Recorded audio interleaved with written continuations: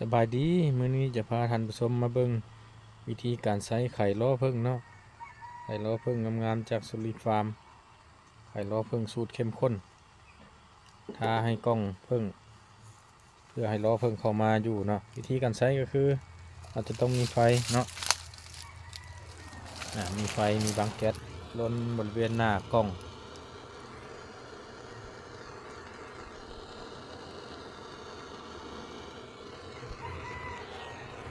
ล้นให้ทั่วเนาะเพื่อให้มีความร้อนหลังจากนั้นเราก็มาละลายไข่ผึ้งสูตรเข้มข้นของเรา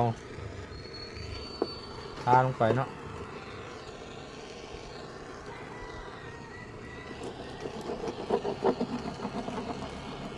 ทาลายเท่าไรแห้งดีเนาะแห้งทาลายกินก็แห้งจะออกลายหลังจากนั้นเราก็จะเผาให้ไข่ผึ้งนี้ซึมเข้าในเนื้อไม้เพื่อให้กุ้มดนเนาะหลังจากนั้นแม่ผึ้งทึกกินเพิ่นก็จะมาเข้ามาอยู่เองเนาะ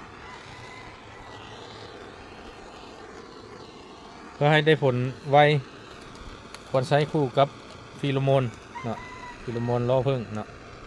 ฟีโรโมนแม่นผสมกลิ่นของนางพญา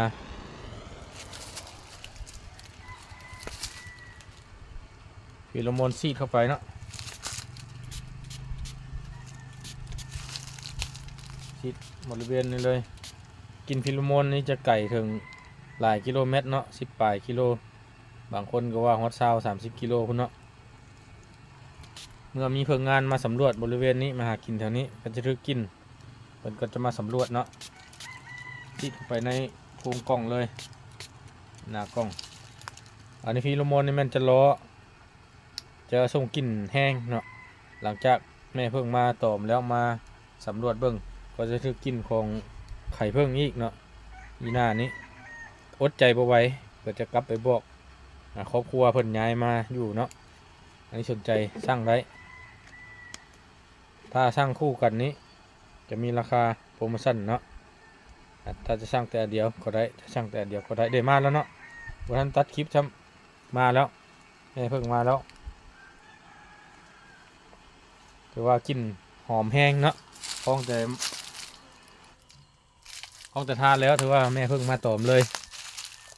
นี่ยังพันได้ตัดต่อคลิปเลยเนาะสดๆเลยเห็นว่าแม่เพิ่งมาแล้วหอมแห้งเนาะสามารถล้อเปิดงานมาสำรวจได้ไว